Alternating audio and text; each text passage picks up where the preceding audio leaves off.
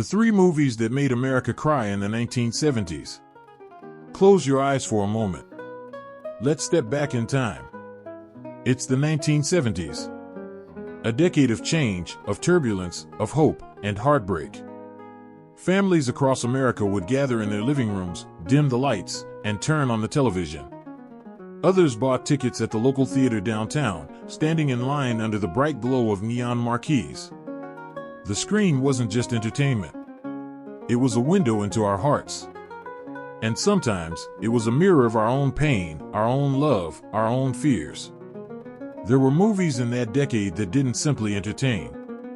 They made us cry. They reached deep into the soul of America. And long after the credits rolled, the tears remained. Today, let me take you back to three unforgettable films of the 1970s.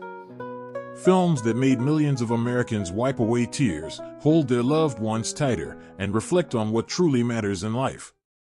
Love Story, 1970. It begins with love. Not the flashy kind. Not the dramatic kind. But a love that feels almost too simple, too pure. Oliver Barrett IV. A wealthy Harvard student, born into privilege, carrying the weight of his family's name.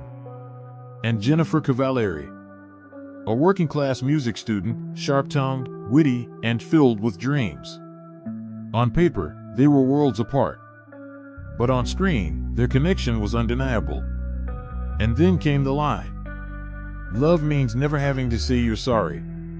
It was a phrase that echoed in coffee shops, on college campuses, and even in wedding vows. But for those who sat through the film, that line wasn't just a romantic ideal. It was a bittersweet truth. The Vietnam War raged outside. Families were divided. Young Americans longed for freedom, for something real. And here, in Oliver and Jenny's love, they saw a reflection of their own desires, two souls fighting for love against the expectations of the world. But then, the heartbreak came. Jenny becomes ill. The kind of illness no young couple ever prepares for. The kind of tragedy that feels cruel, unfair, unstoppable. In hospital rooms filled with silence, Oliver holds her hand. His eyes speak the grief that words cannot. And as Jenny slips away, so too does the dream of forever. Audiences left theaters sobbing. Young couples walked into the night air clinging to each other's hands. Parents went home and hugged their children a little tighter. Because Love Story wasn't just about death. It was about life.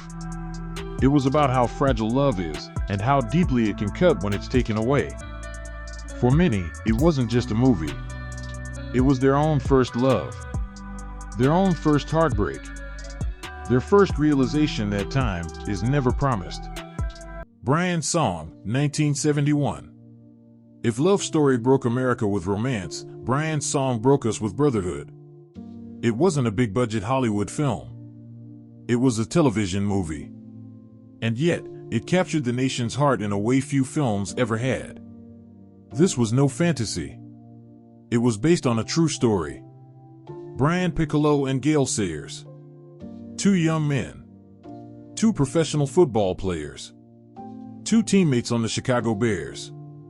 Brian was white. Gale was black. And in an America still struggling with race, that alone was remarkable.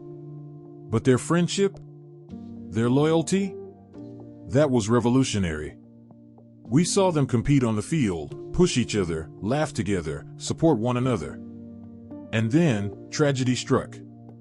Brian Piccolo is diagnosed with terminal cancer. He is only 26.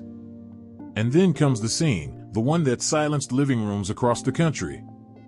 Gale Sayers, standing in front of his teammates. His voice breaking, his eyes heavy with grief. And he says, "I love Brian Piccolo. And I'd like all of you to love him, too. Tonight, when you hit your knees, please ask God to love him." Even now, those words can bring a lump to the throat. It wasn't just about a football player. It was about love beyond differences. A love that looked past color, past rivalry, past everything the world used to divide us. When Brian died, it wasn't just Gale who mourned. It was America. Brian's song reminded us all of something so simple, so human: life is short. Friendship is sacred.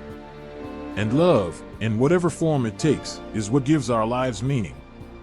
To this day, it remains one of the most beloved television movies ever made. Not because of touchdowns, not because of victories, but because of tears. Tears that reminded us what it means to be human. Kramer vs. Kramer, 1979. By the end of the decade, America faced another kind of heartbreak. The 1970s had seen rising divorce rates, families breaking apart, children caught in the middle. What once seemed unthinkable, parents separating, was becoming more and more common. And then came Kramer vs. Kramer. The film begins with a scene that shocked audiences. Joanna Kramer, played by Meryl Streep, walks out. She doesn't just leave her husband, Ted. She leaves her little boy, Billy. Ted, played by Dustin Hoffman, is suddenly alone. A workaholic, a man who barely knew how to cook an egg, now faced with the impossible, raising a child on his own. At first, it's chaos. Burned breakfasts, forgotten lunches, late nights at work. A father fumbling through the everyday realities of parenthood. But slowly, painfully, something changes. Ted learns. He grows. He and Billy bond. They share laughter, bedtime stories, small triumphs. By the time Joanna returns, demanding custody, the bond between father and son has become unbreakable. And then, the courtroom battle. Who is the better parent? Who deserves custody? Who will Billy truly be happiest with? Audiences sat frozen as the arguments unfolded. Fathers saw themselves in Ted. Mothers saw themselves in Joanna. Children saw the pain of their own families reflected on the screen. In the end, Joanna wins. But in a moment of grace, she steps back.